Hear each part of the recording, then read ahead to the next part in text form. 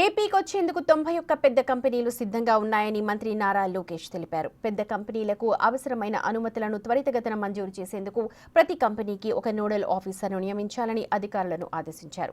ఉండవల్లిలోని నివాసంలో IT, electronic శాఖల ఉన్నతాధికారులతో మంత్రి సమీక్షించారు. విశాఖ నగరాన్ని అత్యాధునిక సాంకేతికతల కేంద్రంగా, ఐటీ హబ్గా తీర్చిదిద్దాలన్నది ప్రభుత్వ లక్ష్యమని అన్న ఆయన ఇందుకోసం ప్రణాళికలు రూపొందించాలని తెలిపారు.